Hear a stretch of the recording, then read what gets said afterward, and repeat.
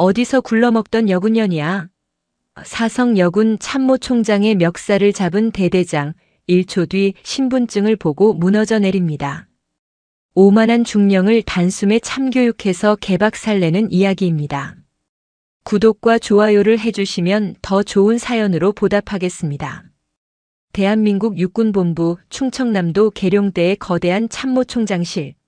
창밖으로 국토의 중추를 가로지르는 계룡산의 장엄한 산세가 펼쳐져 있었지만 대한민국 육군 서열 1위 최초의 여성 참모총장인 강철의 어머니 류진아 대장의 시선은 그곳에 머물지 않았다. 그녀의 어깨를 짓누르는 4개의 빛나는 별, 그 무게는 50만 육군 장병의 생명과 이 나라의 역사를 짊어진 무게였다. 평범한 육군 원사의 딸로 태어난 그녀는 화려한 인맥이나 배경 없이 오직 자신의 실력과 조국을 향한 뜨거운 사랑, 그리고 병사 한 사람 한 사람을 제 자식처럼 여기는 마음 하나로 이 자리까지 올랐다. 그녀가 걸어온 길은 진급의 길이 아니었다. 여성이라는 이유만으로, 배경이 없다는 이유만으로 앞을 가로막던 수많은 편견의 벽을 맨몸으로 부수며 피 흘려온 투쟁의 역사였다. 류진아 총장은 책상 위에 놓인 한 통의 꾀재재한 편지를 말없이 쓸어내렸다. 국방색 편지지 위에는 이제 막군에 보낸 아들을 둔 어느 어머니의 피눈물이 빼곡히 적혀 있었다. 공식적인 보고 라인을 거치지 않고 그녀의 어머니 같은 마음에 직접 호소하려는 듯한 절박함이 묻어나는 익명의 편지였다. 총장님, 제 아들이 경기도 연천 최전방에서 복무하고 있습니다. 그곳은 겨울이면 살이 찢어지는 곳이라 들었습니다. 그런데 얼마 전 휴가 나온 아들 손에 깊은 동상 자국이 있었습니다. 낡아서 바람이 다 들어오는 방한 장갑을 돌려 쓴다고 합니다. 보급 나오는 전투화는 비가 새고 생활관에는 찬 바람이 들어와 잠을 설친다고 합니다. 총장님, 높은 분들 눈에는 보이지 않는 곳에서 제 아들 같은 젊은이들이 병들고 있습니다. 부디 단 한 번만이라도 그 아이들의 손을 잡아주십시오. 유사한 뉘앙스의 속삭임. 특히 한 부대를 지목하는 목소리가 최근 들어 부쩍 늘었다. 경기도 연천 한반도의 허리를 꿰뚫는 휴전선 가장 깊숙한 곳을 지키는 제28보병사단 무적태풍부대. 그리고 그 중에서도 적의 심장을 가장 먼저 노리는 칼날 수색대대였다. 무적태풍. 수색대대. 류 총장이 낮게 은조렸다. 그곳은 대한민국 육군에서 가장 험하고 고된 임무를 수행하는 정예 중의 정예 부대여야 했다.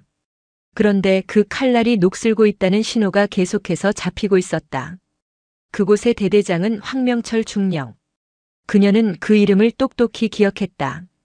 황명철. 한때는 육사에서 가장 촉망받던 전술가였다. 야전에서 뼈가 굵었고 누구보다 뜨거운 열정을 가졌던 장교. 그러나 그는 번번이 진급에서 누락되었다. 화려한 라인 하나 없다는 이유로, 융통성 없이 원칙만을 고수한다는 이유로. 그리고 몇 년 전 그는 가장 험지인 28사단 수색대대장으로 밀려나듯 부임했다. 그 후 그에게서 올라오는 보고서는 언제나 완벽했지만 그 속에는 어쩐지 영혼이 빠져나간 듯한 공허함이 느껴졌다. 열정이 식어버린 군인만큼 위험한 것은 없었다. 류진아 총장은 자리에서 일어섰다. 총장 비서실장인 이선우 대령이 조용히 다가왔다. 총장님, 국회 국방위원회 일정이 모두 취소하게. 예. 하지만 의원들과의 간담회는 총장님께서 직접. 이 대령. 류 총장의 목소리는 잔잔한 호수 같았지만 그 밑에는 거대한 강철의 의지가 흐르고 있었다. 국회에서 100마디 말을 하는 것보다 내 새끼들 손 한 번 더 잡아주는 것이 진짜 안 보일세. 나는 오늘 내 군대의 심장 박동 소리를 직접 들으러 가야겠네. 참모총장 류진아가 아니라 그저 이 나라의 군인 한 사람의 어미로서 말이야. 그녀는 4개의 별이 빛나는 대장 계급장이 달린 전투복을 벗었다. 그리고 관물대 깊숙한 곳에 보관해 두었던 계급장도 명찰도 없는 낡고 빛바랜 전투복으로 갈아입었다. 질끈 묶은 머리 위로 낡은 전투모를 깊게 눌렀었다. 그녀의 모습은 영락없이 군 생활에 지친 이름 없는 중년의 여군 부사관처럼 보였다. 아무에게도 행선지를 알리지 말게. 공식적으로 나는 오늘 계룡대를 떠나지 않은 걸로 하게. 그저 바람이 좀 쐬고 싶었을 뿐이야.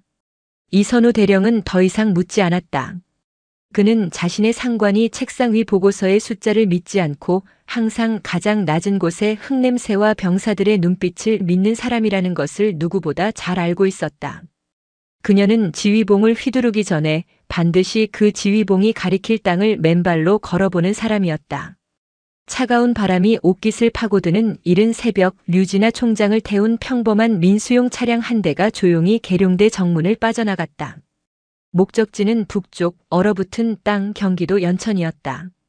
그녀의 눈은 이미 가장 어둡고 추운 곳에서 떨고 있을 이 나라의 이름 없는 아들들을 향하고 있었다. 같은 시각 경기도 연천의 제28사단 수색대대 본부. 대대장 황명철 중령의 얼굴은 잿빛 분노로 일그러져 있었다. 그의 집무실은 최전방 야전 지휘관의 방이라고는 믿기지 않을 정도로 모든 것이 완벽하게 정돈되어 있었다. 책상 위 서류들은 칼로 자른 듯 정렬되어 있었고 바닥은 거울처럼 반짝였다. 하지만 그 완벽함 속에는 온기 대신 신경질적인 결벽만이 감돌았다.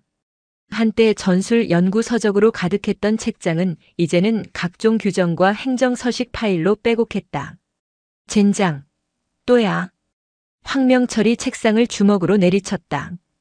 그의 앞에는 대대작전과장인 박상현 소령이 죄인처럼 고개를 숙이고 있었다. 대대장님, 사단에서 또 지적이 내려왔습니다. 야간 투시장비 관리 실태 보고서의 오탈자가. 오탈자?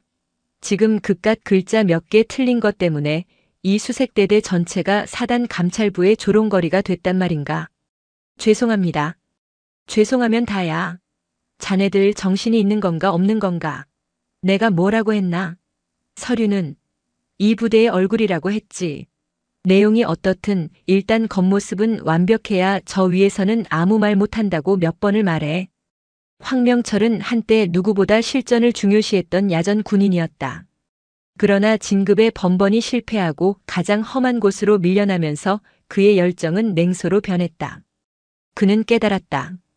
이 군대에서는 적의 목을 따는 실력보다 흠잡을 데 없는 보고서를 만드는 능력이 더 인정받는다는 것을. 그때부터 그는 서류상의 완벽함에 병적으로 집착하기 시작했다. 그리고 이번에 새로 전입 온다는 여군 장교는 어떻게 됐나? 그가 화제를 돌리며 노골적으로 불쾌한 표정을 지었다. 내일 부임할 예정입니다. 하, 미치겠군. 수색대대의 계집이라니. 여기가 무슨 소꿉놀이 하는 곳인 줄 아나? 여자가 총 들고 철책선은 제대로 탈 수 있겠어? 생리휴가 내고 훈련 빠질 게 뻔한데. 그의 여성 혐오는 비뚤어진 엘리트 의식의 발로였다. 그는 자신이 거쳐온 험난한 군 생활을 여군들은 배려라는 이름 아래 손쉽게 건너뛰고 있다고 믿었다. 작전과장, 똑똑히 들어.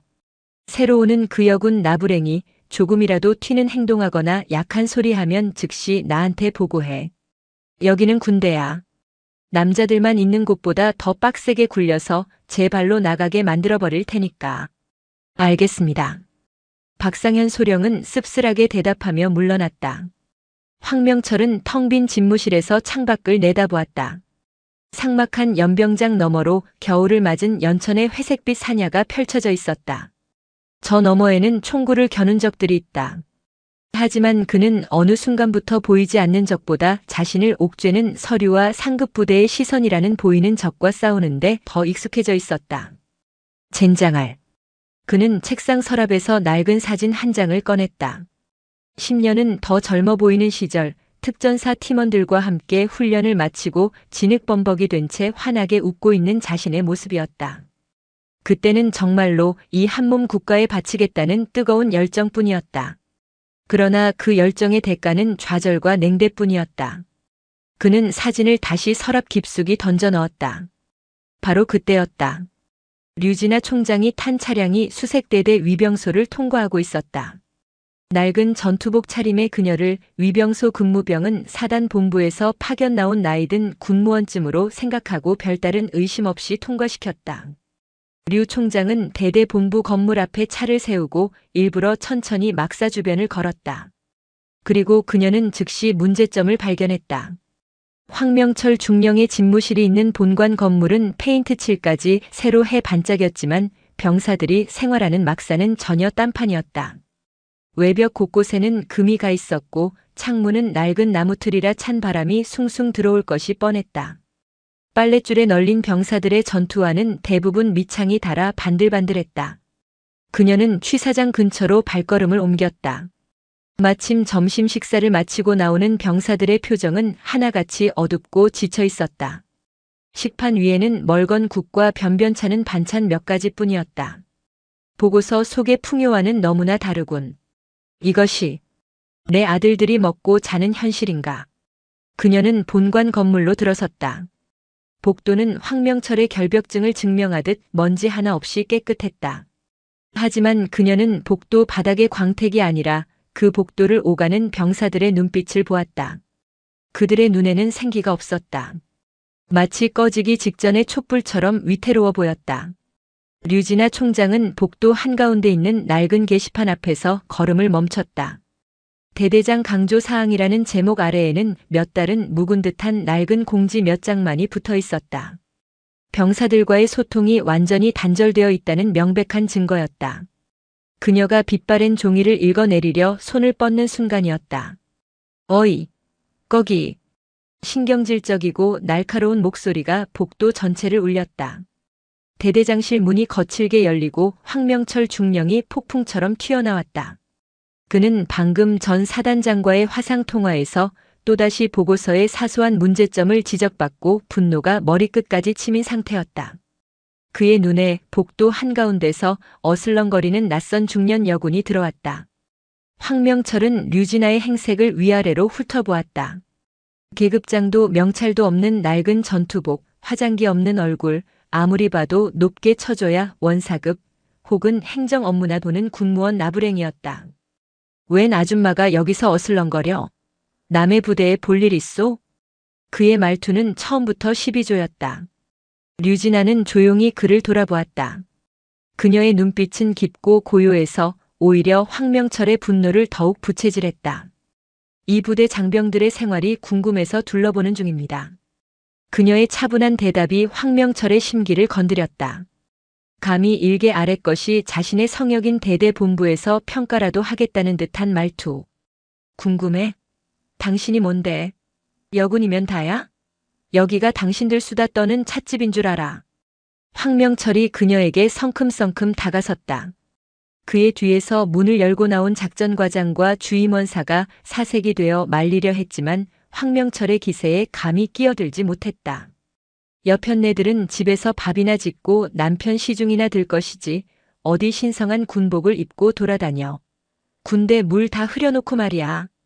사용자가 요청했던 인격 자체를 모독하는 희롱 발언이 그의 입에서 거침없이 터져나왔다. 류진아의 눈빛이 얼음장처럼 차갑게 식었다. 그러나 그녀의 목소리는 여전히 평온했다. 방금 하신 말씀, 한 군인의 명예를 걸고 책임질 수 있습니까? 책임? 이 아줌마가 돌았나? 황명철은 류진아가 자신을 전혀 두려워하지 않는다는 사실에 이성이 완전히 끊어졌다. 그는 자신의 권위가 정면으로 무시당했다고 느꼈다. 내년 따위가 감히 대대장한테 명예를 운우네. 그는 손을 뻗어 류진아를 복도 벽으로 거칠게 밀어붙였다. 쿵 하는 둔탁한 소리와 함께 류진아의 등이 차가운 벽에 부딪혔다. 그리고 황명철은 사용자의 요청대로 류진아의 낡은 전투복 멱살을 우악스럽게 움켜쥐었다. 이 여군년이 보자 하니까 여기가 어딘 줄 알고 눈을 똑바로 떠.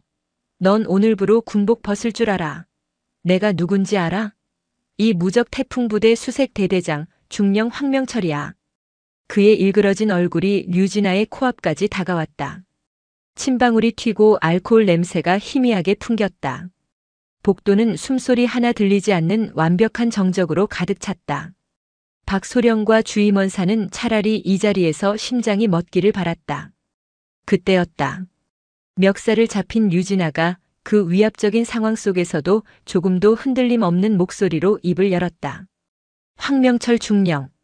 그녀가 처음으로 그의 이름과 계급을 불렀다. 뭐야 인연이? 황명철은 자신의 이름을 안다는 것에 잠시 놀랐지만 곧 무시했다. 부대 안에 있으니 아는 것이 당연하다고 생각했다. 그 손. 류진아의 시선이 자신의 멱살을 쥔 황명철의 손으로 향했다. 놓지 않나. 그녀의 목소리에는 분노나 두려움이 아니었다. 그것은 마치 폭풍 전야의 고요함, 그 어떤 것도 거스를 수 없는 절대적인 권위였다. 이게 진짜. 황명철이 주먹에 힘을 더 주려던 바로 그 순간 류진아는 멱살이 잡힌 채로 천천히 전투복 상의 안주머니로 손을 가져갔다. 황명철은 그녀가 흉기라도 꺼내는가 싶어 본능적으로 움찔했지만 그녀가 꺼낸 것은 아주 작고 평범한 군청색의 신분증 지갑이었다. 류진아는 그것을 천천히 열어 황명철의 눈앞에 들이밀었다. 황명철의 시선이 무심코 그 신분증으로 향했다. 그리고 그의 눈이 태어나서 단 한 번도 겪어보지 못한 경악과 공포, 그리고 믿을 수 없다는 절망감으로 찢어질 듯이 커졌다. 신분증 중앙에는 단정한 증명사진과 함께 그녀의 신분이 선명하게 찍혀 있었다. 대한민국 육군참모총장 육군대장 류진아. 4개의 별. 대장. 육군참모총장. 황명철의 뇌가 그 정보를 인식하는데 몇 초가 걸렸다. 그의 손은 여전히 대한민국 육군 서열 1위의 멱살을 쥐고 있었다. 그의 입에서는 여군년이라는 모욕이 채 마르지도 않은 상태였다. 육군, 참, 총. 황명철의 입에서 괴상한 소리가 새어나왔다. 그의 얼굴에서 핏기가 가시는 데는 1초도 걸리지 않았다. 심장이 발밑으로 떨어지는 것이 아니라 아예 멈춰버리는 듯 했다. 그의 손이 마치 불에 댄 것처럼 경련하며 류진아의 멱살을 놓았다. 그는 뒷걸음질 치다 다리가 풀려 그대로 복도 바닥에 쿵 소리를 내며 주저앉았다. 총장님? 류진아는 흐트러진 전투복 옷깃을 천천히 바로잡았다. 그리고 얼어붙은 복도에 모인 모든 간부들, 그리고 바닥에 주저앉은 황명철을 향해 낮지만 복도 전체를 울리는 목소리로 선언했다. 방금 28사단 수색대대장 황명철 중령이. 그녀는 한 단어 한 단어 힘을 주어 말했다. 자신의 직속 상관이자 대한민국 육군의 최고 지휘관인 나 류진아의 멱살을 잡았다. 그녀는 작전과장 박상현 소령을 바라보았다. 박 소령은 이미 로봇처럼 차려 자세로 굳어 있었다. 작전과장. 지금 즉시 이 상황을 육하원 측에 따라 기록하게. 수색대대장 황명철 중령, 참모총장 류진아 대장에게 상관 모욕, 희롱, 그리고 폭행. 28사단 헌병대에도 즉시 연락하게. 현 시간부로 황명철 중령의 모든 직무를 정지시킨다. 참모총장님, 그게 아니오라. 제가 눈이 멀어서. 황명철이 바닥을 기며 류진아의 전투화에 매달리려 했다. 류진아는 그를 차갑게 내려다보았다. 그녀의 눈에는 분노와 함께 깊이를 알 수 없는 실망감이 담겨 있었다. 한때는 누구보다 뜨거웠을 한 군인의 영혼이 어쩌다 이토록 비참하게 망가졌는가. 황중령. 자네가 오늘 내게 저지른 죄는 상관을 모욕한 죄 하나만이 아니네. 그녀는 주머니에서 낡은 국방색 편지 한 통을 꺼내 황명철의 얼굴 앞에 떨어뜨렸다. 자네를 믿고 목숨을 맡긴 이 나라의 아들들을, 이 어미의 자식들을 버린 죄다.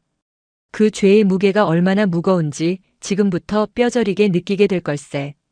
연천의 차가운 복도에 강철의 어머니가 내리는 서리빨 같은 심판의 서막이 올랐다.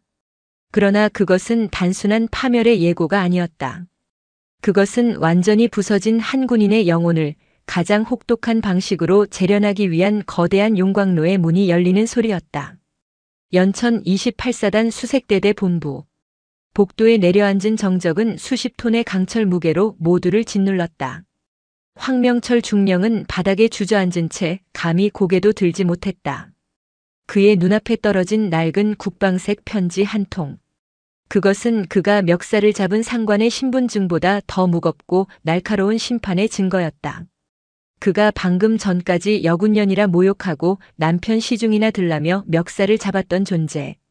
그 존재는 자신의 머리 위에 떠있는 4개의 별 대한민국 50만 육군의 정점이자 어머니 류진아 육군참모총장이었다. 황명철의 뇌는 이 끔찍한 현실을 받아들이기를 거부했다. 이것은 악몽이어야 했다. 하지만 그의 멱살을 잡았던 손에 남아있는 낡았지만 단단했던 전투복의 감촉, 그리고 뼛속까지 얼어붙게 만들었던 그녀의 고요한 눈빛이 이것이 현실임을 증명하고 있었다. 총장님, 제가 죽을 죄를. 그의 목소리는 갈라진 틈에서 새어나오는 바람 소리 같았다. 방금 전까지 세상을 호령하던 맹수의 포효는 간대없고 죽음을 앞둔 짐승의 낑낑거림만 남았다. 복도를 가득 메운 침묵을 깬 것은 류진아의 차가운 목소리였다. 박상현 소령, 그리고 주임원사. 예, 총장님. 작전과장 박소령과 주임원사가 거의 동시에 허리가 부러져라 경례를 붙였다. 그들의 등줄기에는 식은땀이 폭포수처럼 흘렀다.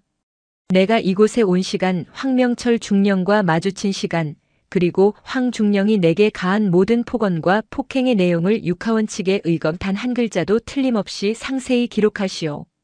기록하겠습니다. 그리고 사단 헌병대에 연락할 필요는 없네.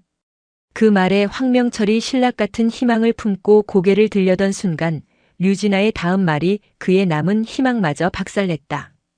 이자의 처분은 내가 직접 결정하겠네. 육군 참모총장 직권으로. 그녀는 황명철을 향해 한 걸음 다가섰다. 그녀의 전투화가 그의 시야에 가득 찼다. 황명철 중령. 아니, 지금부터는 중령 호칭도 쓰지 않겠네. 황명철. 네. 자네가 내 멱살을 잡은 것, 나를 여군년이라 부르며 모욕한 것. 그것은 자네의 군 생활을 끝장낼 중죄가 맞네. 하지만 그녀는 바닥에 떨어진 편지를 주워들었다. 내가 오늘 자네를 심판하려는 진짜 이유는 자네의 그 오만한 혀나 거친 손 때문이 아니야. 그녀는 그 편지를 황명철의 얼굴에 집어던졌다. 종이 한 장이 그의 뺨을 스치고 힘없이 떨어졌다. 이것 때문일세. 자네가 서류 더미에 파묻혀 완벽한 부대라는 허상을 꾸미는 동안 자네의 병사들이 이 얼어붙은 연천 땅에서 동상에 걸려 발가락을 잘릴 위기에 처한 것. 이것이 자네의 진짜 죄다. 그녀의 목소리는 천둥처럼 울려 퍼졌다. 그것은 상관으로서의 분노가 아니라 자식을 잃을 뻔한 어미의 절규였다. 총장님, 그건 보고서와 달리 보급이. 보급? 류진아가 코웃음을 쳤다. 자네가 진짜 몰라서 하는 소린가 아니면 마지막까지 나를 기만하려는 건가? 자네가 그 완벽한 보고서 한 줄을 위해 상급 부대에 올린 수많은 아첨용 서류들, 그 서류를 만드는 데 쓴 종이와 잉크 값이면 내 병사들 방한 장갑 수십 켤레는 샀겠네. 그녀는 황명철에게서 시선을 거두고 공포에 질려 복도에 모인 행정반 병사들을 둘러보았다. 모두 들었겠지. 이자는 자신의 상관에게 폭력을 휘둘렀고 그 이전에 자신을 믿고 따르는 부하들의 생명을 방치했다. 이런 자는 더 이상 수색대대의 지휘관 자격이 없네. 그녀는 박상현 소령을 바라보았다. 작전과장. 지금 즉시 이자의 모든 직무를 정지하고 대대장실을 폐쇄하게. 대대 지휘는 금일부로 내가 직할하며 작전과장이 임시로 대행한다. 명. 받들겠습니다. 그리고 황명철. 자네. 류진아가 다시 바닥에 황명철을 내려다보았다. 자네의 죄는 군사재판에 넘기는 것으로도 부족해. 하지만 나는 한때 자네가 어떤 군인이었는지 기억하네. 육사에서 전술의 귀재라 불리며 누구보다 뜨거운 가슴으로 야전을 누비던 황명철을 말이네. 그 말에 황명철의 눈이 처음으로 공포가 아닌 다른 감정, 수치심으로 흔들렸다. 잊고 지냈던 자신의 과거 가장 빛나던 순간을 하필 이 최악의 순간에 최악의 상대에게서 듣게 될 줄이야. 어쩌다 이렇게 망가졌나. 황명철. 자네의 그 뜨겁던 열정은 다 어디로 가고 이런 껍데기만 남았나. 그녀의 목소리에는 분노와 함께 아끼던 검이 녹슬어버린 것을 발견한 장인의 깊은 탄식이 묻어났다. 자네에게 군복을 벗을 기회조차 주지 않겠네. 대신 자네가 버렸던 것들을, 자네가 외면했던 것들을 지금부터 맨눈으로 맨몸으로 확인하게 될 걸세. 류진아는 헌병대를 부르는 대신 본관 복도를 걸어 막사로 향했다. 따라오게. 황명철은 비틀거리며 일어섰다. 이미 그는 대대장이 아니었다. 그는 죄인이었고 류진아 총장의 포로였다. 그는 홀린 듯 그녀의 뒤를 따랐다. 류진아는 망설임 없이 삼생활관의 문을 거칠게 열었다. 마침 점심 식사를 마치고 휴식을 취하던 병사들이 계급장 없는 여군그들의 눈에는 여전히 군무원쯤으로 보였다. 이 분노한 대대장 황명철을 끌고 들어오는 기괴한 광경에 모두 얼어붙었다. 전원 주목. 류진아의 목소리가 막사를 울렸다. 나는 상급 부대에서 여러분의 생활 실태를 점검하러 나왔소. 그리고 이 사람. 그녀가 황명철을 앞으로 밀쳤다. 여러분의 대대장은 여러분의 실태를 완벽하다고 허위 보고했소. 병사들의 눈이 커졌다. 류진아는 가장 가까이 있던 한 일병의 관물대를 열어젖혔다. 황명철이 그토록 강조하던 정리정돈과는 거리가 멀었다. 그리고 그 안에서 밑창이 반쯤 떨어진 낡은 전투화 한 켤레가 툭 떨어졌다. 황명철, 이게 자네가 보고한 보급률 100% 전투화인가? 그녀는 일병에게 다가갔다. 손 내밀어 보게. 용사. 일병이 겁에 질려 손을 내밀자 그녀는 병사의 손가락 마디마디에 박힌 굳은 살과 미처 아물지 않은 동상의 흉터를 꼼꼼히 살폈다. 방한 장갑은 하나로 돌려 쓰고 있습니다. 황명철, 들었나? 류진아가 소리쳤다. 내 병사들이, 내 새끼들이 이 추위에 장갑 하나로 버티고 있단 말이다. 그런데 자네는 그 시간에 책상에 앉아 오탈자나 잡고 있었나? 그녀는 막사 구석에 낡은 라디에이터로 걸어갔다. 손을 대자 온기라고는 거의 느껴지지 않는 냉기만 전해졌다. 창문 틈새로는 연천의 칼바람이 슉슉 소리를 내며 들어오고 있었다. 이게 자네가 말한 완벽한 생활관인가? 이곳은 병사들의 막사가 아니라 죄수들의 감옥일세.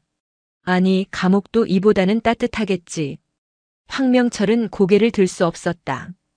그의 완벽했던 서류 속의 세계가 류진아의 손길 한 번에 산산조각 나고 있었다.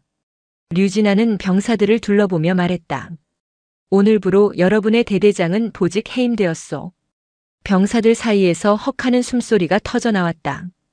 그리고 이 사람 황명철은 오늘부터 여러분과 똑같이 이 막사에서 생활하게 될 것이요. 예? 총. 아니 저기. 황명철이 경악하며 고개를 들었다. 불만 있나? 자네가 완벽하다고 했으니 그 완벽한 환경에서 지내보게. 저기 1층 구석에 비어있는 침대, 오늘부터 자네가 쓰게. 자네의 계급장, 권위, 그 모든 것은 이 시간부로 압수하네.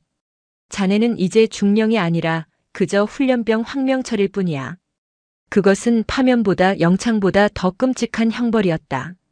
자신이 쌓아 올린 모든 것, 자신의 자존심이었던 중령이라는 계급을 부하들이 보는 앞에서 박탈당하고 자신이 방치했던 그 비참한 현실 속으로 내던져진 것이다. 총장님, 제발 그것만은, 제발. 류진아의 눈이 불타올랐다. 자네의 병사들이 찢어진 장갑을 끼고 동상에 걸릴 때 그들은 제발 따뜻한 장갑 하나만 달라고 속으로 빌지 않았을까? 자네가 지금 나에게 비는 그 자비를 자네는 왜 자네의 병사들에게 단 한 번도 베풀지 않았나? 류진아는 막사를 나섰다. 그리고 문을 닫기 전 황명철에게 마지막 명령을 내렸다. 오늘 저녁 점호 전까지 이 막사 아니 이 대대 전체의 모든 문제점을 자네가 직접 맨손으로 확인하고 빠짐없이 서면으로 보고하게. 이번에는 완벽한 보고서가 아니라 진짜 보고서를 가져오게. 단 하나의 거짓이라도 있다면 그땐 정말 자네와 나 둘 중 하나는 끝장을 보게 될 걸세. 문이 닫혔다. 막사 안에는 이제는 중령이 아닌 황명철과 그를 경멸과 호기심 그리고 두려움이 뒤섞인 눈으로 바라보는 수십 명의 병사들만이 남겨졌다. 강철의 어머니가 설계한 가장 혹독하고도 처절한 재활의 용광로가 불을 뿜기 시작했다. 그날 오후 28사단 수색대대는 그야말로 발칵 뒤집혔다. 대한민국 육군 서열 1위인 참모총장이 비밀 감찰을 나왔다는 사실만으로도 경천동지할 일인데 그 총장이 대대장의 멱살을 잡히고 그 자리에서 대대장을 보직 해임시킨 뒤 심지어 그를 일개 병사처럼 막사에 감금시켰다는 소식은 부대 전체를 마비시켰다. 류진아 총장은 대대장실을 임시 지휘소로 삼았다. 그녀의 비서실장 이선우 대령이 합참의 정예 실무팀 군수, 감찰, 의료를 대동하고 긴급히 연천으로 날아왔다. 계룡대에서 전군을 지휘해야 할 총장이 일개 대대에 야전 지휘소를 차린 전대미문이 사태였다. 이 대령. 예, 총장님. 육군 군수사령부의 총장 직권 명령이다. 28사단 수색대대 전 장병에게 지급할 최신형 방한 피복 일체, 고성능 방한화, 발열 장갑을 3시간 이내로 공수하게. 모자라면 내 전략 예비 물자라도 풀어서 채워. 단 한 명도 빠짐없이. 알겠습니다. 그리고 육군시설본부. 당장 긴급 보수팀을 보내. 이 부대 모든 막사의 난방시설과 창호, 균열이 간 외벽을 오늘 밤 안으로 수리 완료하게. 내가 오늘 밤 여기서 잘 걸세.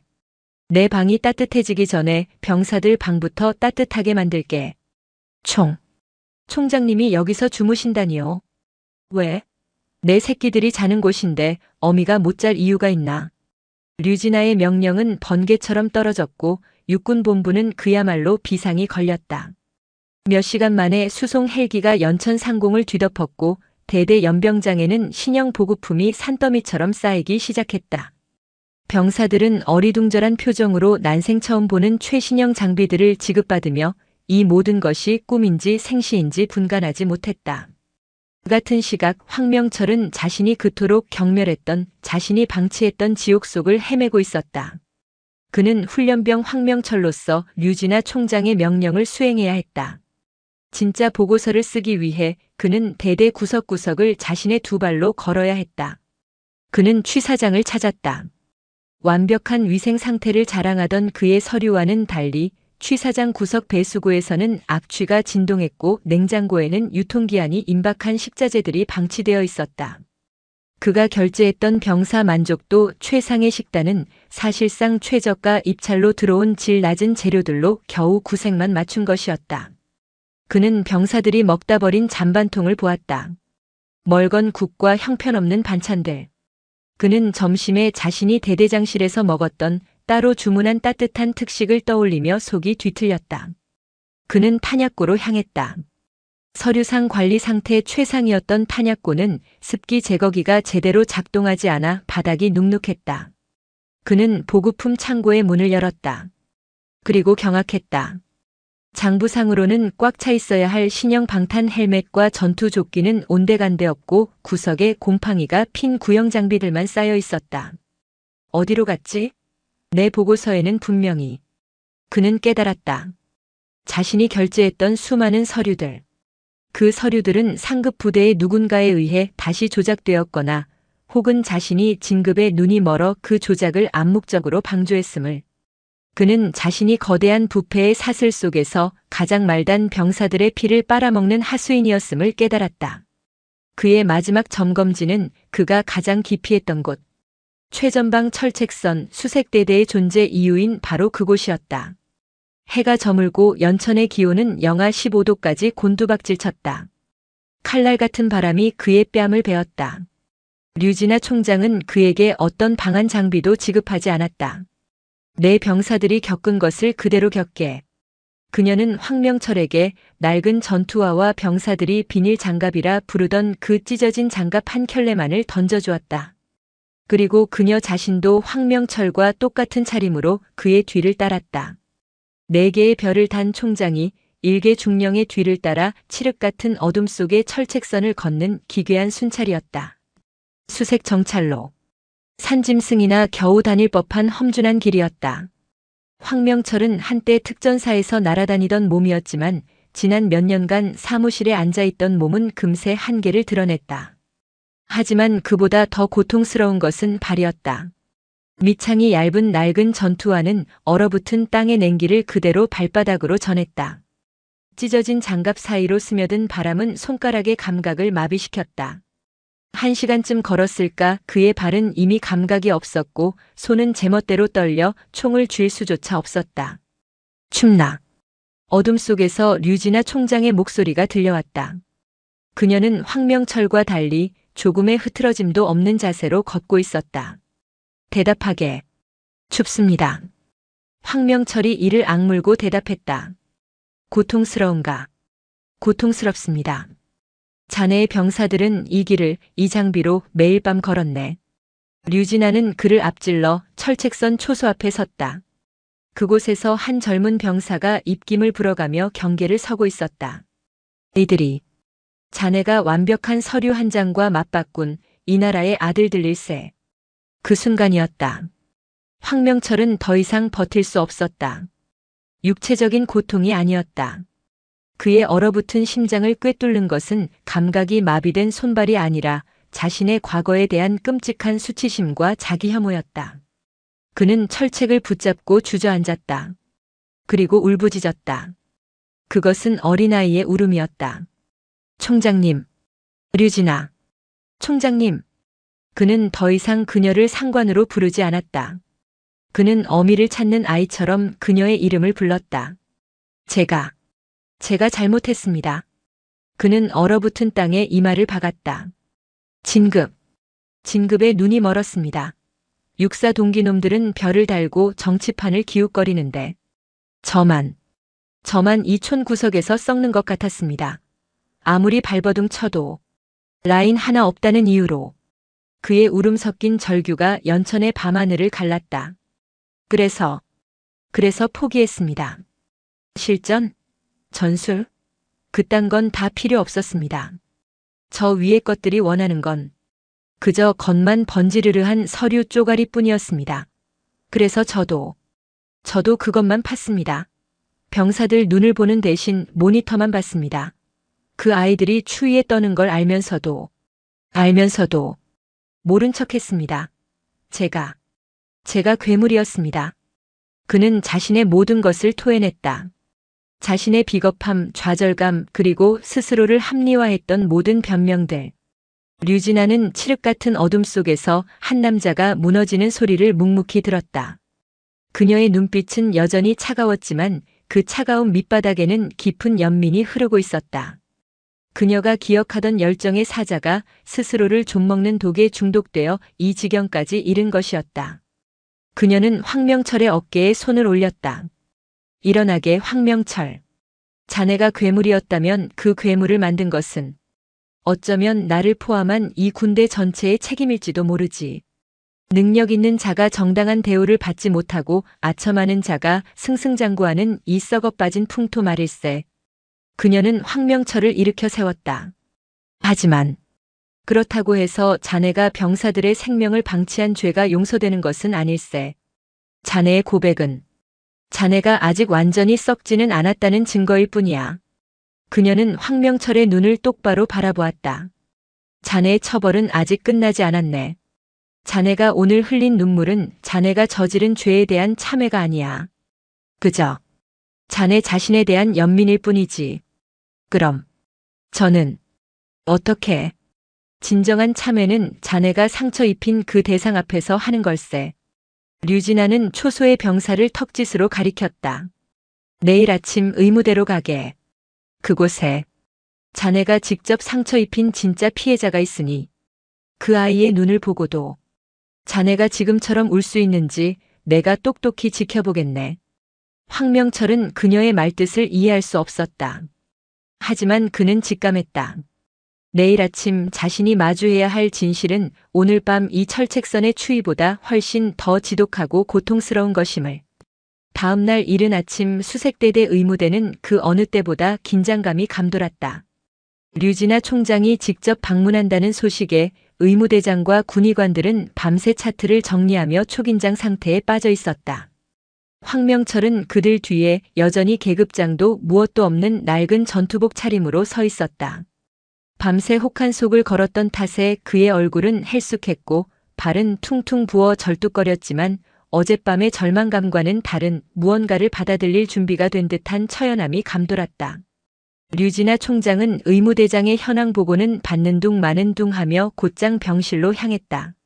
내가 만나야 할 아이가 있네. 어제 입수한 진료 기록에서 봤어. 동상으로 입원 중인 김진우 일병. 어디 있나? 아, 저 총장님. 김일병은 상태가 좋지 않아 지금 격리실에. 안내하게. 군의관은 감히 거절하지 못하고 작은 1인용 격리병실의 문을 열었다. 지독한 소독약 냄새와 함께 끙끙 앓는 젊은 신음소리가 새어나왔다. 침대 위에는 20살 남짓의 앳된 병사 김진우 일병이 누워 있었다.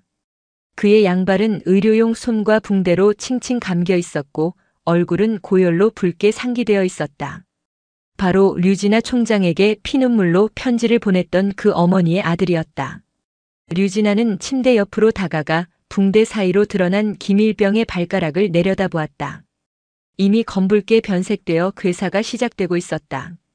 상태가 이 지경이 될 때까지 뭘 했나? 군의관. 류진아의 목소리는 분노로 떨렸다. 죄송합니다. 총장님.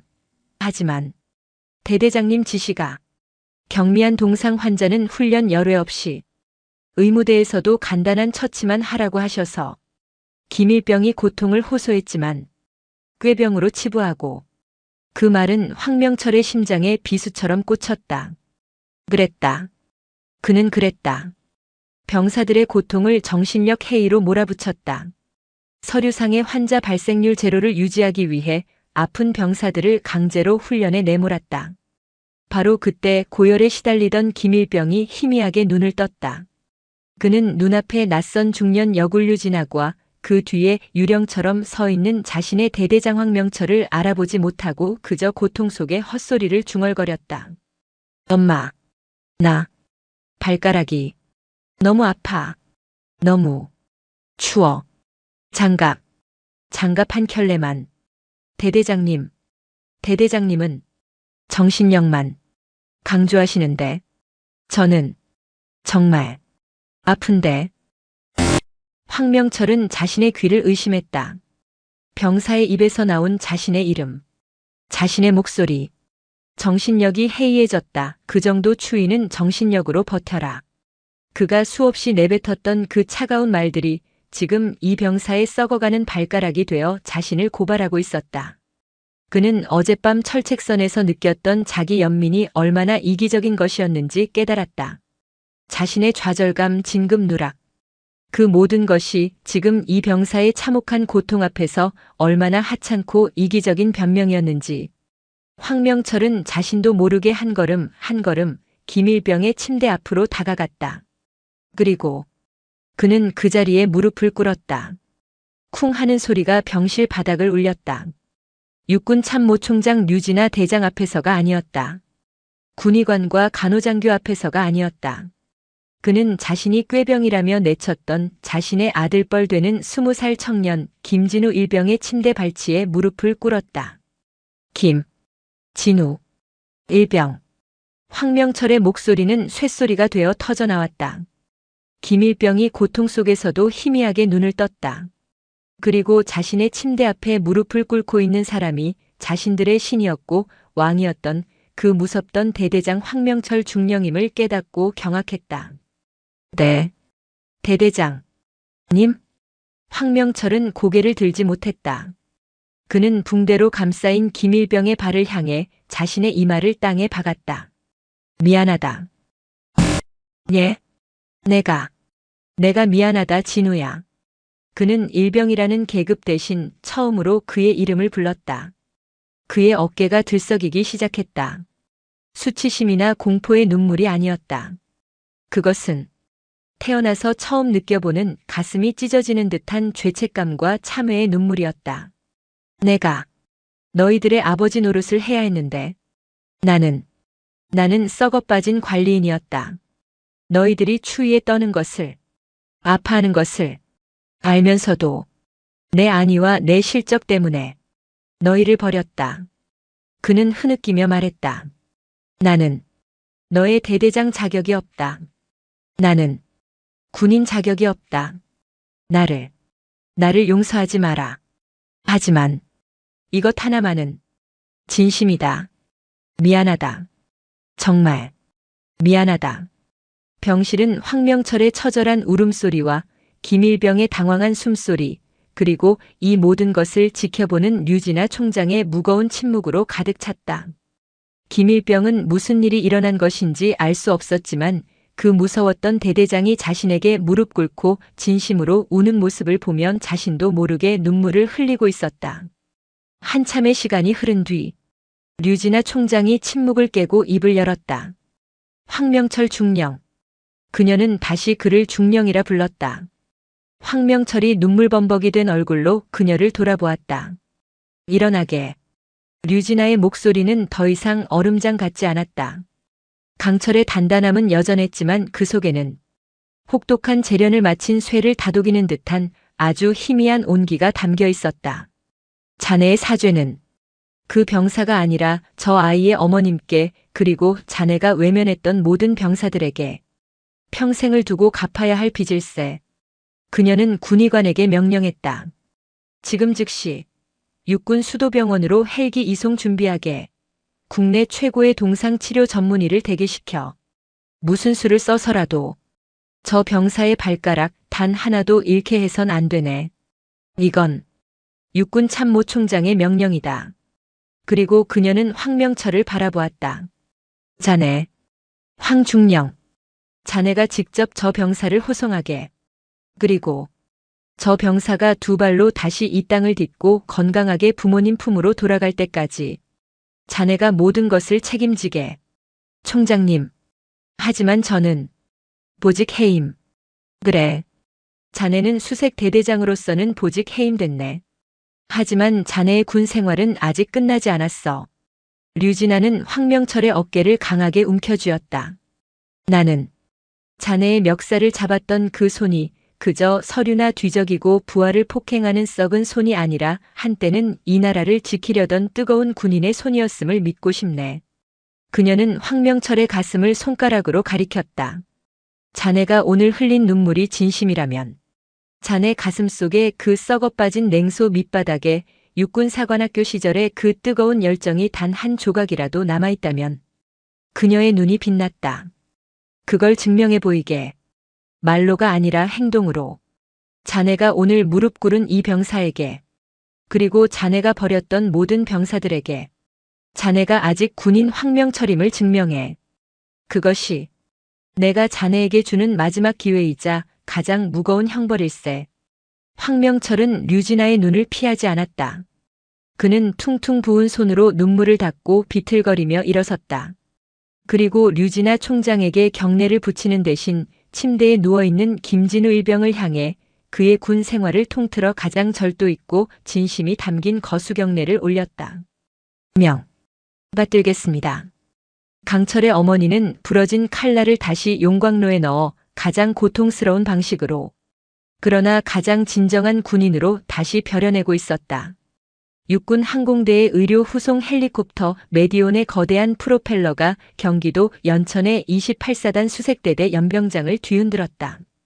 흙먼지가 회오리치며 겨울의 차가운 공기를 찢는 굉음이 울려 퍼졌다. 류진아 육군 참모총장은 그 거대한 기체 앞에서 4개의 별이 무색하게 낡은 전투복 차림으로 꼿꼿이 서 있었다.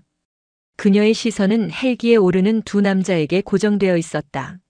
한 명은 고열과 고통 속에서 의식이 희미한 채 들것에 실려 올라가는 김진우 일병이었다. 그의 발은 이미 육군 수도병원의 최고 외과팀과 연락이 닿은 의무대장에 의해 응급처치와 보온 조치가 완료된 상태였다. 그리고 다른 한 명은 그 들것을 땀으로 흠뻑 젖은 손으로 붙잡고 있는 황명철 중령이었다. 그는 더 이상 지휘관이 아니었다.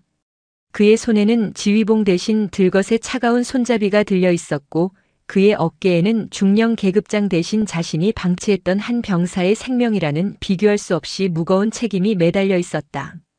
그는 류진아 총장과 감히 눈을 마주치지 못하고 오직 김일병의 창백한 얼굴만을 바라보며 기체에 올라탔다. 이륙한다. 조종사의 외침과 함께 헬기의 육중한 동체가 떠올랐다. 류진아는 헬기가 시야에서 점처럼 사라질 때까지 그 자리에 미동도 없이 서 있었다. 그녀의 비서실장 이선우 대령이 다가와 외투를 건넸다. 총장님, 이제 계룡대로 복귀하셔야. 전군 지휘관 회의가. 아니. 류진아는 외투를 밀어냈다. 회의는 화상으로 연결하게. 내 지휘소는 오늘부터 이곳이네. 예? 이 대대에서 말입니까? 이 대령이 경악했다. 육군 참모총장이 일개 대대장실의 지휘소를 차린다는 것은 군 창설 이래 단 한 번도 없었던 일이었다. 황명철이 무너뜨린 것은 이 대대 하나만이 아닐세. 이 부대의 병사들이 받은 상처 그 위에 도사리고 있는 더 거대한 무관심이라는 적. 그 뿌리를 뽑을 때까지 나는 이곳을 떠나지 않을 걸세. 황명철에게는 가장 고통스러운 길을 걷겠으니 나는 이 군대의 가장 아픈 곳을 직접 지키고 서 있겠네.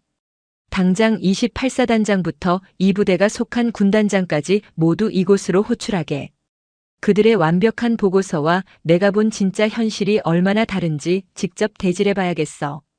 그녀의 눈은 연천의 하늘을 넘어 이 부패의 사슬이 연결된 더 높은 곳을 향하고 있었다. 그녀의 전쟁은 이제 시작이었다. 한편 성남 국군 수도병원으로 향하는 헬기 안. 두두두두 고막을 찢는 굉음 속에서 황명철은 김진우 일병의 들것을 붙잡고 흔들리는 기체에 몸을 맡기고 있었다. 동행한 군의관이 쉴 새 없이 김일병의 바이탈을 체크하고 수액을 조절했다. 황명철은 그저 그 모습을 멍하니 바라볼 뿐이었다. 그는 아무것도 할 수 없었다. 명령을 내릴 수도 조언을 할 수도 없었다. 그는 그저 이송을 돕는 짐짝에 불과했다. 그는 자신의 무력감을 뼈저리게 느꼈다. 지난 몇 년간 그는 보고서라는 가상의 전장에서 수만 자의 완벽한 문장을 만들어내며 스스로를 유능한 지휘관이라 자위했다. 하지만 지금 단 한 사람의 진짜 생명 앞에서는 그는 그 어떤 유의미한 행동도 하지 못하는 무능력자였다. 정신력. 그가 병사들에게 주문처럼 외우던 그 단어가 지금 의식 없이 신음하는 김일병의 모습 앞에서 얼마나 공허하고 폭력적인 말이었는지 깨달았다. 어쩌다 내가 이렇게 됐지? 그의 뇌리 속으로 류진아 총장이 의무실에서 했던 말이 스쳐 지나갔다. 나는 자네가 어떤 군인이었는지 기억하네. 육사에서 전술의 귀재라 불리며 누구보다 뜨거운 가슴으로 야전을 누비던 황명철을 말이네. 그랬다. 그는 한때 그랬다. 육군 사관학교 시절 그는 동기들 중에서 가장 돋보이는 존재였다. 야전 전술에 미쳐 살았고 임관 후에는 최전방 소대장, 중대장을 거치며 단 한 번도 병사들보다 늦게 자거나 먼저 일어난 적이 없었다. 그는 병사들의 전투와 끈을 직접 메어주며 발이 편해야 전우를 구한다고 가르쳤던 장교였다.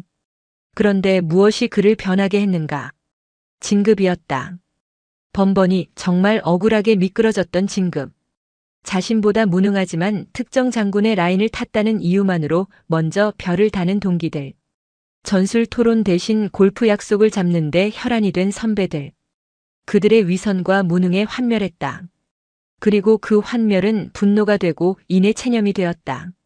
어차피 이 군대는 썩었어. 실력? 열정? 다 필요 없어. 줄을 잘 서거나 아니면 적어도 저들 눈에 띄지 않게 흠잡히지 않게 서류나 완벽하게 만들자. 그렇게 그는 스스로의 영혼을 갉아먹기 시작했다. 병사들의 눈을 보는 대신 상급 부대의 눈치만을 살폈다. 병사들의 고통을 관리해야 할 리스크로 치부했다. 그리고 오늘 그 모든 비겁함의 대가가 김진우 일병의 썩어가는 발이 되어 그의 눈앞에 나타난 것이다. 헬기는 어느새 성남 상공에 진입했다. 저 멀리 국군 수도병원의 거대한 헬리패드가 보였다. 류진아 총장의 총장 명령은 이미 병원 전체를 움직이고 있었다. 헬기가 착륙하자마자 병원장 육군 소장이 직접 지휘하는 외상센터 최고의 의료팀이 대기하고 있었다. 문이 열리고 들것이 내려졌다. 환자 상태는 바이탈 불안정, 동상 괴사 진행 중, 즉시 수술실로. 의료진들이 김일병을 싣고 번개처럼 달려갔다. 황명철은 그저 그 뒤를 멍하니 쫓아갈 뿐이었다. 그는 수술실 입구에서 가로막혔다. 관계자 외출입 금지. 그는 이제 관계자가 아니었다. 그는 수술실 앞 차가운 복도의 플라스틱 의자에 주저앉았다. 얼마나 지났을까? 그는 자신의 손을 내려다보았다. 류진아 총장의 멱살을 잡고 김일병의 고통을 외면했던 바로 그 손. 그 손이 지금 아무것도 할 수 없다는 무력감에 파르르 떨리고 있었다.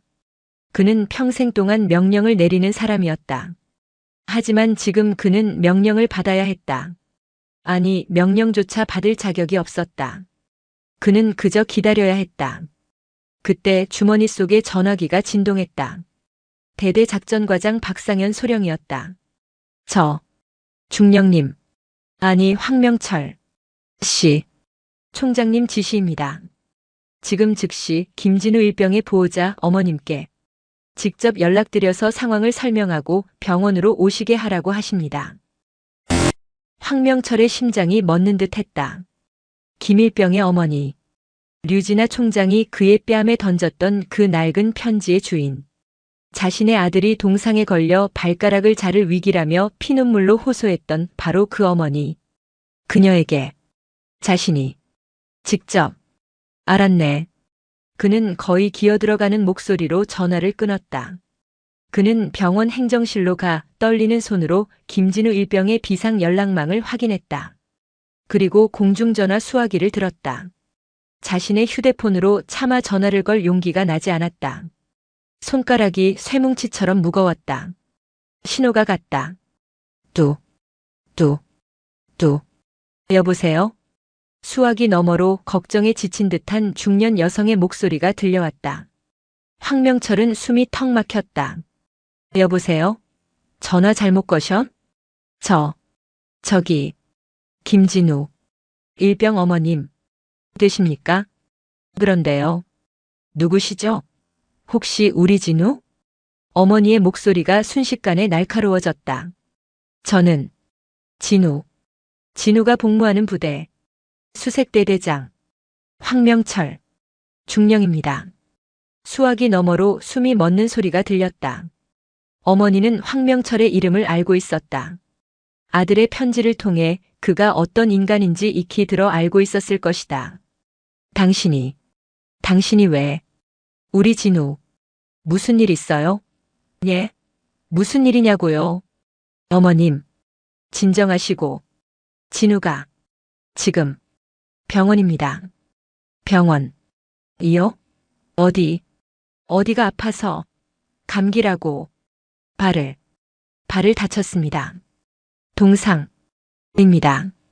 동상이라고요? 내가 그렇게 편지를 보냈는데 당신이 내 아들. 어머니의 목소리가 절규로 변했다. 황명철은 눈을 감았다. 죄송합니다. 어머님, 지금 국군수도병원에서 수술 중입니다.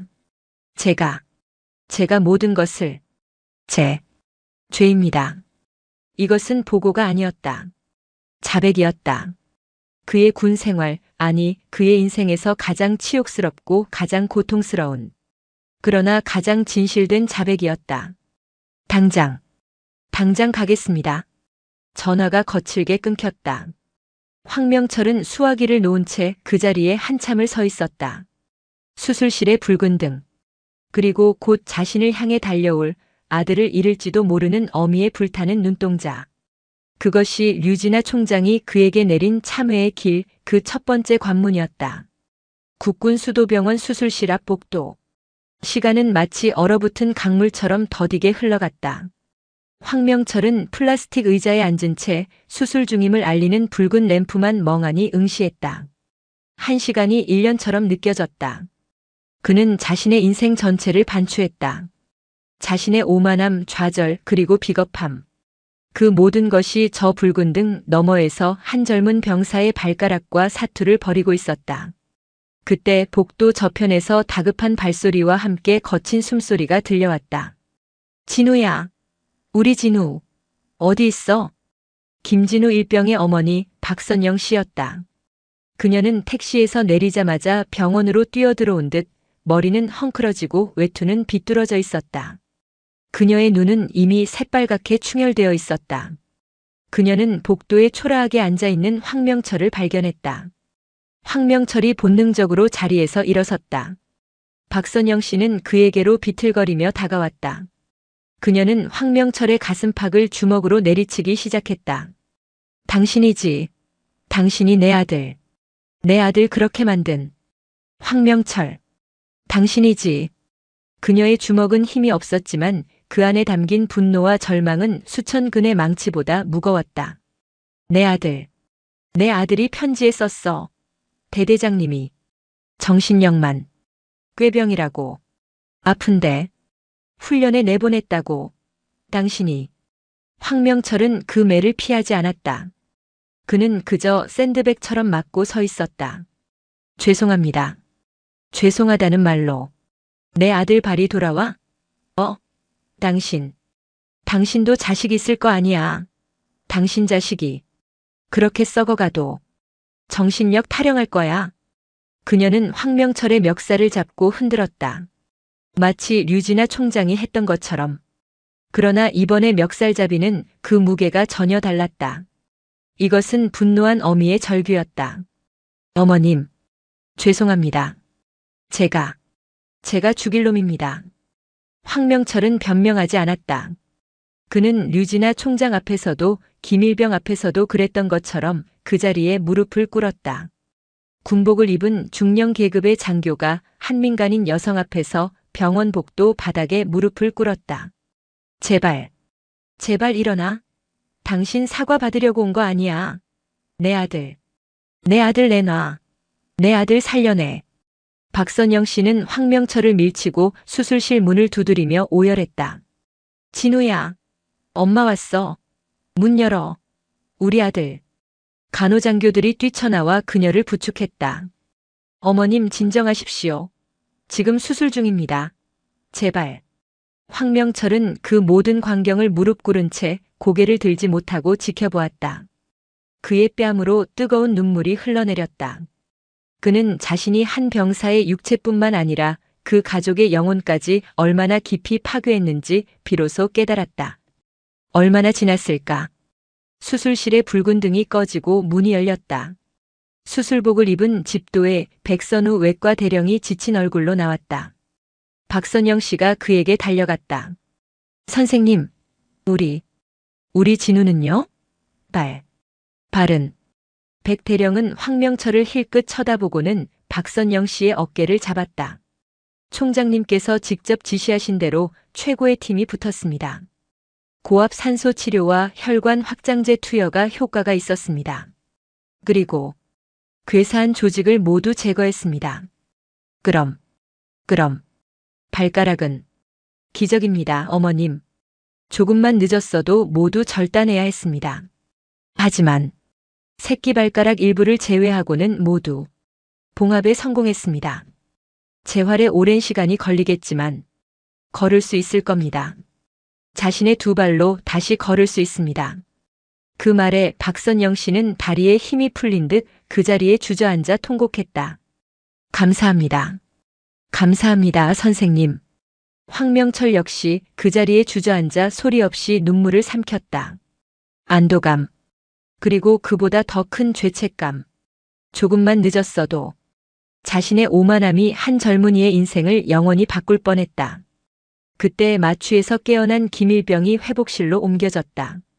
박선영 씨는 아들의 침대 곁으로 달려갔다. 진우야. 아들. 엄마. 황명철은 감히 그들 곁으로 다가가지 못했다. 그는 멀찍이 서 모자가 눈물로 제외하는 모습을 지켜보았다. 그는 저 신성한 공간에 끼어들 자격이 없는 더러운 죄인이었다. 그는 병원 복도 구석의 의자에 다시 몸을 묻었다. 그날 밤 그는 병원을 떠나지 않았다. 다음 날도 그 다음 날도 그는 장교 숙소를 배정받았지만 거절했다. 그는 병원 구석의 딱딱한 간이 의자에서 쪽잠을 잤다. 그는 박선영 씨가 식사를 거르면 억지로 김밥이라도 사다 문 앞에 놓아두었다. 박선영 씨는 처음 며칠간 그것을 거들떠보지도 않았다. 그는 매일 아침 군의관을 찾아가 김일병의 경과를 브리핑받고 그 내용을 정리해서 박선영 씨에게 전달하려 했다. 박선영 씨는 그 종이를 받지 않았다. 그렇게 일주일이 흘렀다. 황명철은 면도도 하지 못해 수염이 덥수룩했고 군복은 구겨져 초라했다. 그는 더 이상 빛나던 중령이 아니었다. 그는 그저 병원 복도를 지키는 죄인일 뿐이었다. 일주일째 되는 날 김일병이 일반 병실로 옮겨졌다. 박선영 씨는 그동안 아들 간호에만 매달리느라 식사를 거의 하지 못해 비틀거렸다. 그때 황명철이 어김없이 따뜻한 죽이 담긴 보온병을 들고 다가왔다. 어머님, 조금이라도 드셔야 진우 곁을 지키실 수 있습니다. 박선영 씨는 황명철의 퀭한 눈, 푹 꺼진 볼을 바라보았다. 그녀는 지난 일주일간 이 남자가 단 한순간도 이곳을 떠나지 않았음을 알고 있었다. 그녀는 말없이 황명철이 내민 죽그릇을 받아들었다. 그것은 용서가 아니었다. 하지만 그것은 그가 내민 최소한의 속죄를 받아들인다는 무언의 신호였다. 황명철은 그릇을 건네고 말없이 돌아서 다시 복도 구석의 자기 자리로 향했다. 그때 박선영 씨가 그를 불렀다. 저기, 황중령님. 황명철이 멈칫 돌아보았다. 그녀가 처음으로 그를 중령님이라고 불렀다. 진우가 잤습니다. 예? 아까 정신이 좀 들었을 때 자기 때문에 대대장님이 어떻게 됐냐고 묻더군요. 괜찮으시냐고. 들어가 보시겠어요? 황명철은 자신의 귀를 의심했다. 그는 천천히 아주 무거운 발걸음을 옮겨 병실 문을 열었다. 김일병이 침대에 비스듬히 앉아 창밖을 보고 있었다. 황명철이 들어서는 소리에 김일병이 고개를 돌렸다. 네. 대대장님. 괜찮으십니까? 저 때문에 총장님께. 황명철은 말을 잇지 못했다. 자신을 이 지경으로 만든 장본인을 이 어린 병사는 걱정하고 있었다. 그는 침대 곁으로 다가갔다. 그리고 다시 한번 고개를 깊이 숙였다. 미안하다, 김일병. 그리고 고맙다. 살아줘서. 그 순간 황명철의 가슴을 짓누르던 썩어 문드러진 자존심과 냉소의 껍질이 완전히 깨져내렸다. 그는 이 어린 병사 앞에서 비로소 군인 이전의 한 사람으로서 다시 태어나고 있었다. 그의 전화기가 진동했다. 류진아 총장 비서실의 문자였다. 그가 일주일간 매일 밤 작성해서 보냈던 김진우 일병 상태 보고 및 본인 참회 일지에 대한 답신이었다. 김일병이 안정을 되찾았다. 그것이 자네의 첫 번째 임무 완수다. 그러나 자네의 진짜 임무는 아직 시작되지 않았다. 연천으로 복귀하게. 자네가 싼 똥, 자네가 직접 치워야지. 황명철은 문자를 보고 쓴웃음을 지었다. 자네가 싼 똥. 그녀다운 표현이었다. 그는 김일병과 박선영 씨에게 깊이 경례를 붙였다. 반드시 건강하게 복귀해야 한다. 어머님, 제가 지은 죄는 평생 갚겠습니다. 그는 병실을 나왔다. 병원 문을 나서는 그의 걸음걸이는 여전히 절뚝거렸지만 그의 발도 동상에 걸렸다. 그의 눈빛은 더 이상 죽어있지 않았다. 그는 지옥의 가장 밑바닥에서 자신이 구원해야 할 단 하나의 이유를 찾았다. 황명철 중령이 연천의 수색대대로 복귀했을 때 부대는 그가 일주일 만에 떠났던 곳과는 완전히 다른 장소가 되어 있었다. 대대 연병장에는 육군시설본부의 중장비들이 굉음을 내며 움직이고 있었고 낡았던 병사 막사들은 외벽 보강공사와 최신형 이중 창호 교체 작업이 한창이었다. 병사들은 전원 최신형 방한복과 방한장갑을 지급받아 마치 다른 부대에 온 것처럼 생기가 돌았다. 대대장실은 여전히 육군참모총장 연천 현장 지휘소라는 팻말이 붙어 있었고 그 안에서 류진아 총장은 28사단장과 군단장을 세워놓고 그들이 가져온 완벽한 보고서와 실제 보급 실태를 조목조목 대조하며 질책하는 중이었다. 군단장, 자네는 이 보고서에 보급률 100%라고 서명했네. 그런데 내가 어제 방문한 530초소의 전투화는 3년 전에 폐기되었어야 할 물건이었어. 이게 어떻게 된 일인가? 총장님. 그것은 일선 부대의 관리부실. 관리부실? 일선 부대에 썩은 고기를 던져주고 잘 요리해 먹어라 하는 게 자네가 말하는 지휘인가? 이 사태는 황명철 중령 한 사람의 일탈이 아니야. 자네들 모두의 방조이자 직무유기일세.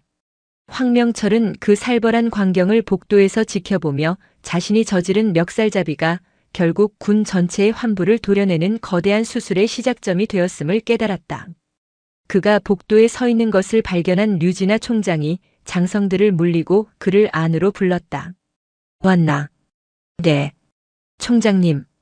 김일병은 안정을 되찾았습니다. 어머님께서도 곁에 계십니다. 됐네. 류진아는 그에게 서류철 하나를 던졌다.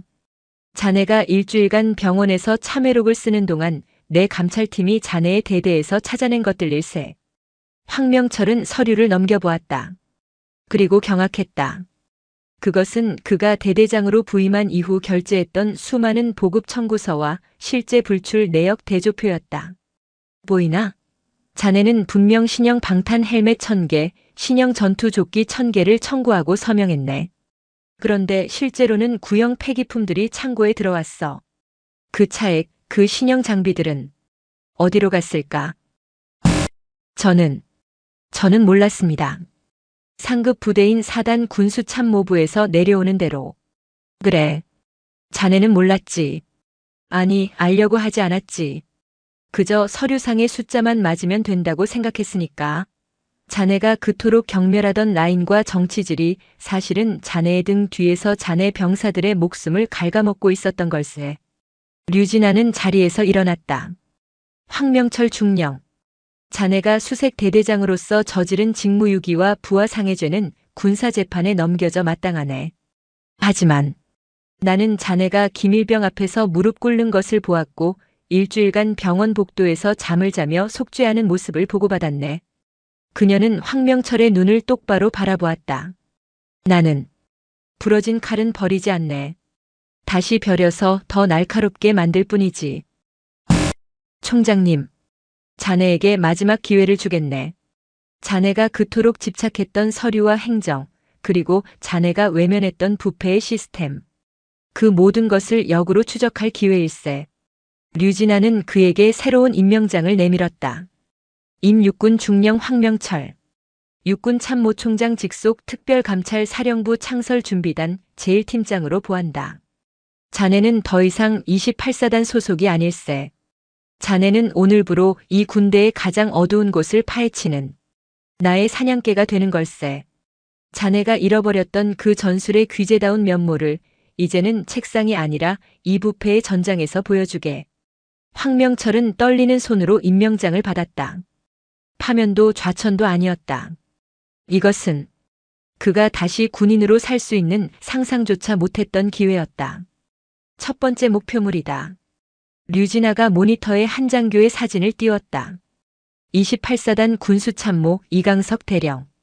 자네의 병사들에게 돌아갈 피복과 장비를 빼돌려 외부로 유출하고 막대한 이익을 챙긴 혐의다. 자네 부대 창고에서 나온 가짜 보급품이 그 증거야. 황명철의 눈이 번뜩였다. 이강석 대령. 그가 그토록 완벽한 보고서를 만들어 상납하려 애썼던 사단의 실세 중 하나였다. 이강석 대령은 사단장님과 육사 동기 라인이. 그래서 류진아가 싸늘하게 웃었다. 자네가 필요했던 걸세. 라인도 없고 더 이상 잃을 명예도 없는 오직 진실만을 쫓는 부러진 칼말이야. 자네가 그토록 혐오했던 그 시스템을 자네 손으로 직접 부술 기회를 주겠네. 가서 증거를 찾아와. 자네가 그토록 잘하던 서류 속에서. 황명철은 임명장을 쥔 손에 힘을 주었다. 그는 자신의 두 번째 군 생활이 가장 어둡고 험난한 곳에서 시작되었음을 직감했다. 그날 밤 황명철은 대대장실이 아닌 감찰팀에 배정된 작은 임시 숙소로 향했다. 그는 그곳에서 류진아 총장이 준 이강석 대령의 모든 결제 서류 사본을 펼쳐놓았다. 그의 눈은 더 이상 승진에 목마른 야심가의 눈이 아니었다. 그것은 자신의 죄를 씻기 위해 먹잇감을 쫓는 상처 입은 맹수의 눈이었다. 그는 서류 속의 미세한 숫자 차이, 날짜의 불일치, 그리고 위조된 직인들을 찾아내기 시작했다. 그가 그토록 완벽하게 만들려 했던 바로 그 서류 속에서 그는 이제 부패의 진실을 꿰뚫어 보고 있었다. 얼마 후 황명철은 이강석 대령이 군수품을 빼돌려 민간업자에게 넘긴 결정적인 물류 이동 장부를 찾아냈다. 그는 그것을 들고 망설임 없이 류진아 총장의 지휘소 문을 두드렸다. 총장님, 찾았습니다. 이강석 대령의 반역 증거입니다. 류진아는 보고서를 받아들고 만족스러운 미소를 지었다. 좋아. 황중령. 이제 사냥을 시작하지. 강철의 어머니는 자신의 멱살을 잡았던 그 오만한 중령을 가장 날카로운 정의의 칼날로 완벽하게 재려내는 것이었다. 겨울의 마지막 한기가 채 가시지 않은 경기도 연천 28사단 본부 대회의실. 공기는 유리처럼 차갑고 날카로웠다. 류진아 육군 참모총장은 회의석 상석에 4개의 별이 박힌 전투모를 벗어둔 채 꼿꼿이 앉아 있었다. 그녀의 현장 지휘소가 차려진 지난 일주일간 28사단은 그야말로 지각 변동을 겪고 있었다. 오늘은 그 폭풍의 눈을 도려내는 날이었다. 류 총장은 긴급 군수 보급 실태 최종 점검 회의를 소집했다. 사단장과 참모진 전원이 참석했고 그 중심에는 군수참모인 이강석 대령이 앉아 있었다. 그는 황명철 중령이 그토록 두려워하고 아첨하려 했던 사단의 실세 중 실세였다. 총장님께서 현문현답 현장에서 문제를 발견하고 현장에서 답을 찾음의 귀감을 보여주신 덕에 저희 28사단의 보급 실태는 완벽히 개선되었습니다. 이강석 대령은 조금의 긴장감도 없이 오히려 이번 사태를 자신에게 쏟아질 총장의 질책을 막아낸 유능한 참모로 포장하며 열변을 토했다. 그는 황명철이라는 무능한 대대장 하나를 꼬리 자르기 하고 자신은 류 총장의 비위를 맞추며 이 위기를 넘길 생각이었다. 그는 류 총장이 단순히 병사 복지에만 관심 있는 어머니 스타일의 지휘관이라고 얕보고 있었다. 그의 완벽한 보고가 끝났을 때 회의실에는 정적이 흘렀다. 류진아 총장은 말없이 박수를 쳤다. 짝, 짝, 짝. 차가운 박수 소리에 이강석 대령의 얼굴이 미묘하게 굳었다. 이강석 대령. 보고 잘 들었네. 자네의 보고서는 내가 근래 본 그 어떤 서류보다도 완벽하더군. 숫자가 정확하고 논리가 정연해. 마치 황명철 중령이 만들었던 그 완벽한 보고서처럼 말이야. 그녀의 말에 회의실 구석 류 총장의 임시 수행원 자격으로 배석해 있던 황명철 중령의 어깨가 움찔 떨렸다. 그는 자신의 과거가 저 오만한 이강석 대령의 모습으로 눈앞에서 재생되는 듯한 끔찍한 모욕감을 느꼈다. 그런데 말이야, 이 대령. 류 총장이 몸을 앞으로 숙였다. 그녀의 눈빛은 더 이상 어머니가 아니었다. 적의 심장을 꿰뚫어보는 강철 그 자체였다. 자네의 완벽한 서류에는 딱 한 가지가 빠져 있더군. 바로 진실말일세. 총장님, 그게 무슨... 자네는 신형 방탄 헬멧 1000개가 보급 창고에 입고되었다고 보고했네. 하지만 실제 창고에는 20년 전에 폐기되었어야 할 구형 헬멧이 녹슨 채 쌓여 있었지. 그 차이, 그 1000개의 신형 헬멧은 어디로 날아갔나, 이 대령? 이강석 대령의 얼굴에서 핏기가 가시기 시작했다. 그것은 행정상의 착오. 착오? 류 총장은 황명철에게 눈짓했다. 황명철이 자리에서 일어섰다. 그는 더 이상 좌절에 빠진 패배자가 아니었다. 그는 지난 며칠간 잠도 자지 않고 자신이 그토록 잘하던 서류 작업을 통해 이강석이 숨겨둔 부패의 흔적을 모조리 파헤쳤다. 황명철은 노트북을 회의실 대형 스크린에 연결했다. 화면에는 2개의 장부가 나란히 떴다. 하나는 이강석 대령이 사단장에게 보고한 공식 군수 불출 대장. 그리고 다른 하나는 황명철이 찾아낸 이강석이 개인적으로 관리하던 이면 장부이자 민간업체 거래 내역서였다. 이강석 대령. 황명철이 입을 열었다. 그의 목소리는 차갑고 단단했다. 당신은 지난 1년간 신형 방탄 헬멧과 전투조끼, 방한 피복 등 총 37억 원 상당의 군수품을 장부상으로만 입고시킨 뒤 실물은 민간 고물상 및 암시장으로 빼돌린 혐의를 받고 있어. 저게 뭐야? 저건 조작이야. 이강석이 비명을 질렀다. 저놈이, 황명철 저놈이, 총장님께 멱살잡이한 그 미친놈이 앙심을 품고 나를 모함하는 거다. 그는 사단장을 바라보며 애원했다. 사단장님, 저놈은 상관에게 폭행을 저지른 범죄자입니다. 저런 놈의 말을 믿으십니까? 사단장은 어쩔 줄 몰라 하며 류 총장의 눈치만 살폈다. 그래. 자네 말이 맞아. 류진아 총장이 조용히 입을 열었다. 황명철 중령은 자신의 상관에게 씻을 수 없는 죄를 지은 범죄자가 맞네. 그의 영혼은 한때 썩었었지. 그녀는 자리에서 일어나 황명철의 어깨에 손을 얹었다. 하지만 이 사람은 자신이 방치했던 병사의 침상 앞에서 무릎을 꿇고 눈물로 참회했네. 병원 복도에서 일주일을 꼬박 세우며 자신의 죄를 씻어내려 발버둥 쳤지. 자네가 내 놈의 배를 채우기 위해 병사들의 목숨값을 빼돌리는 동안 말이야. 총장님. 그래서 류 총장이 황명철의 어깨를 밀어주며 말했다. 나는 참회한 죄인의 서류를 오만한 반역자의 서류보다 더 신뢰하기로 했네. 거짓말. 증거 없어. 저건 다 황명철의 망상이야. 증거? 류진아는 회의실 문을 향해 고개를 끄덕였다. 황중령. 자네가 찾아낸 마지막 증거를 들여보내게. 황명철이 문을 열었다. 육군 중앙수사단 헌병들이 손이 뒤로 묶인 채 고개를 숙인 한 민간인 남성을 끌고 들어왔다. 그는 이강석 대령과 거래했던 민간 고물상 업자였다. 이 사장, 자네가 왜? 이강석의 눈이 튀어나올 듯 커졌다. 이 사장은 황명철의 집요한 추적 끝에 어젯밤 체포되었고 모든 것을 자백했다. 이강석 대령. 류진아 총장이 최종 판결을 내렸다.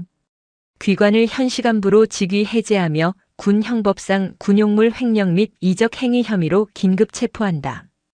헌병은 연행하게. 안 돼. 안 돼. 사단장님, 살려주십시오. 저는 이강석 대령의 절규는 그의 양팔을 우악스럽게 잡아채는 헌병들에 의해 가로막혔다.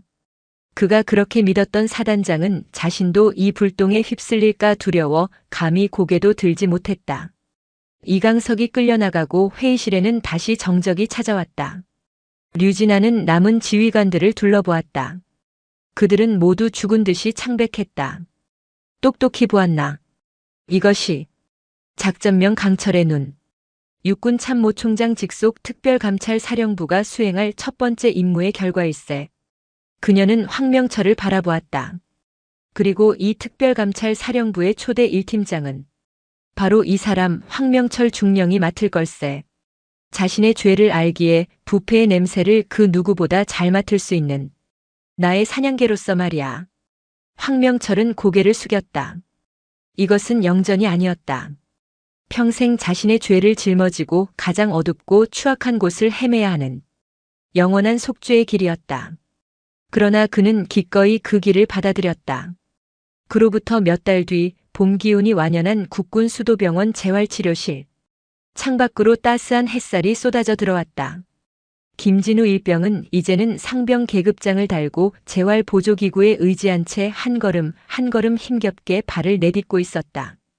그의 곁에는 어머니 박선영 씨가 초조하면서도 기쁜 얼굴로 그를 격려하고 있었다. 재활실 문이 열리고 말끔하게 정복을 차려입은 황명철 중령이 들어섰다. 그는 더 이상 연천에서 보았던 퀭한 죄인의 모습이 아니었다. 날카롭고 냉철했지만 그 눈빛 속에는 과거의 냉소가 아닌 굳건한 신념이 자리 잡고 있었다. 대대장. 아니 중령님. 김상병이 멈춰서서 위태롭게 경례를 붙이려 했다. 움직이지 마. 황명철이 다가가 그의 팔을 잡아주었다. 자네에게 경례를 받아야 할 사람은 내가 아닐세. 그는 두 사람 앞에 섰다. 그리고 박선영 씨를 향해 정중하게 허리를 숙였다. 어머님, 늦었지만 진심으로 사죄드립니다. 박선영 씨는 말없이 그를 바라보았다. 그녀의 눈에는 더 이상 원망이 없었다. 그녀는 그저 아들이 다시 걷게 되었다는 기쁨과 이 모든 변화를 이끌어낸 이 낯선 군인을 복잡한 심경으로 바라볼 뿐이었다. 진우, 김상병. 황명철이 김상병을 바라보았다. 예. 자네가 입원해 있는 동안 이강석 대령을 포함한 12명의 부패한 군수 장교들이 체포되었네. 자네가 흘린 피, 그리고 자네 어머니의 눈물이 이 군대의 썩은 곳을 도려내는 칼이 되었어. 그는 품에서 작은 상자 하나를 꺼냈다. 그리고 이것은 류진아 총장님께서 자네에게 보내는 선물일세. 상자 안에는 육군 용사상이라는 글자가 새겨진 작은 메달과 함께 류진아 총장의 친필 편지가 들어있었다. 사랑하는 아들 김진우 상병에게 그대의 고통이 이 어미의 눈을 뜨게 했고 군을 바로 세우는 힘이 되었네. 그대의 꺾이지 않은 용기와 명예로운 복무에 육군 참모총장으로서 그리고 한 사람의 어미로서 깊이 감사하네. 그대의 남은 군 생활과 앞으로 걸어갈 모든 길을 이 강철의 어머니가 끝까지 지켜줄 것일세. 육군 참모총장 대장 류진아. 김상병은 편지를 읽으며 눈물을 흘렸다. 박선영 씨도 아들의 어깨를 감싸 안고 함께 울었다. 황명철은 그 모습을 묵묵히 지켜보았다. 그리고 조용히 병실을 나오려 했다. 자신의 임무는 끝났다고 생각했다. 중령님. 김상병이 그를 불렀다. 저는 건강해지면 부대로 복귀할 겁니다. 황명철이 놀라 그를 돌아보았다. 복귀라고? 이런 일을 겪고도? 네. 저는 대한민국 육군입니다. 총장님께서 저를 지켜주셨습니다. 그리고 중령님께서 저에게 다시 걸을 이유를 주셨습니다. 저는 아직 제 임무가 끝나지 않았습니다. 황명철은 순간 숨이 멎는 듯 했다. 그가 정신력 운운하며 그토록 짓밟으려 했던 그 연약한 20살 청년의 가슴 속에 자신은 까맣게 잊고 살았던 진정한 군인 정신 강철이 박혀 있었다. 황명철은 더 이상 아무 말도 할 수 없었다. 그는 자신의 두 번째 상관 김진우 상병을 향해 자신의 군 생활을 통틀어 가장 진심이 담긴 완벽한 거수경례를 올렸다. 충성. 계룡대 육군 참모총장실.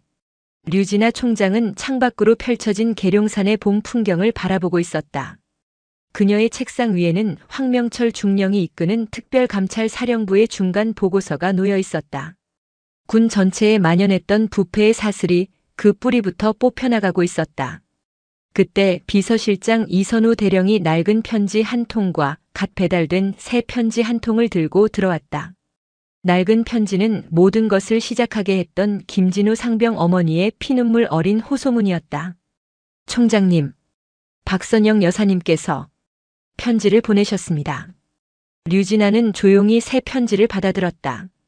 존경하는 류진아 참모총장님, 강철의 어머니 총장님, 제 아들 진우가 다시 걷습니다.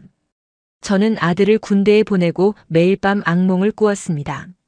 하지만 이제는 아닙니다.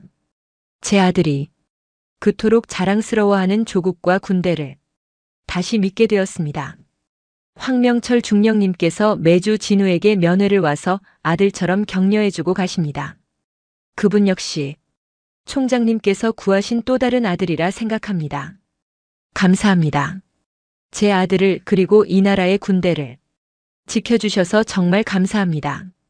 류진아 총장의 입가에 강철 같던 그녀의 얼굴에 아주 희미하고 따뜻한 미소가 번졌다. 그녀는 두 통의 편지를 나란히 책상 위에 올려두었다. 하나는 그녀가 짊어져야 할 책임이었고 다른 하나는 그녀가 지켜낸 결과였다. 이 대령. 예, 총장님. 오늘 날씨가 참 좋군. 연천의 내 새끼들도 이 따뜻한 봄을 느끼고 있겠지.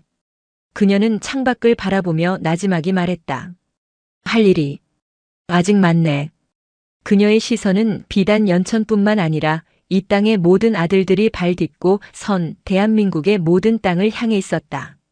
강철의 어머니는 그렇게 소리 없이 그러나 가장 단단하게 자신의 조국을 지키고 있었다. 오늘도 요지경 사연을 잘 들어주셔서 감사합니다.